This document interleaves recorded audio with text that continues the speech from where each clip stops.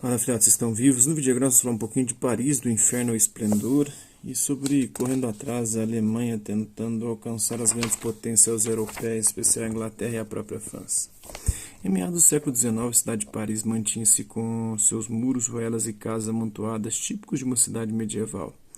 Em 1849, um observador descreveu a cidade, um amontoado de casas alinhadas, encimado por um céu sempre nebuloso, mesmo nos dias mais belos. Somos tomados de um medo súbito, hesitamos em penetrar neste vasto dédalo onde já se acotovelam mais de 1 milhão de homens, onde o ar viciado de exalações insalubres eleva-se, formando uma nuvem infecta que basta para obscurecer o sol quase por completo. A maioria das ruas desta maravilhosa Paris são, na verdade, tão somente condutos sujos e sempre úmidos de água pestilenta. Está na obra Londres e Paris no século XIX, o espetáculo da pobreza de Maria Stella Bresciani. Em 1853, assumiu a prefeitura Georges Eugène Haussmann, incumbido pelo imperador de reformar a malha urbana da cidade. O plano era construir prédios e boulevards públicos, introduzir um sistema de água, de esgoto e de iluminação e instaurar um serviço de transporte público eficiente.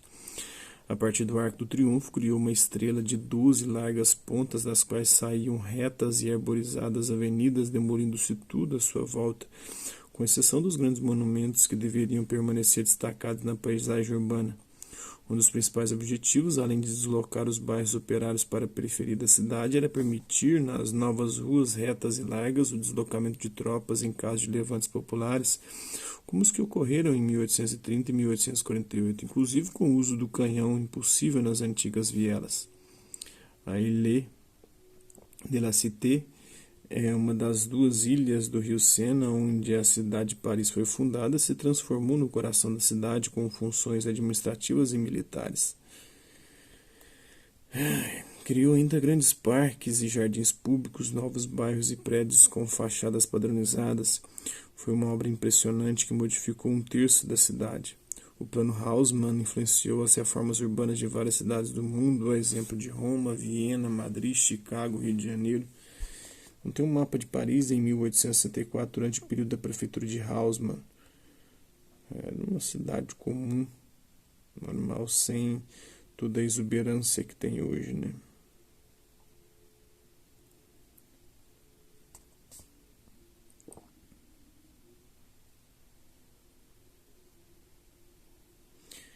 Na verdade, já estava em vias de transformação, graças ao próprio Haussmann, né? Vista a era de Paris depois da reforma de Haussmann em 1890.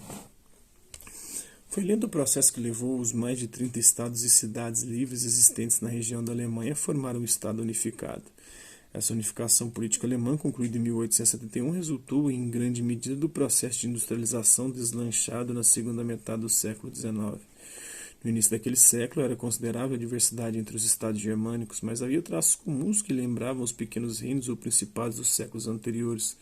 Uma política de impostos elevados, concentração de recursos no financiamento de exército, economia agrária, com forte presença da servidão camponesa, as sucessivas guerras que envolveram esses territórios, em especial as invasões do exército de Napoleão Bonaparte no início do século XIX, tiveram um peso decisivo nesse modelo político.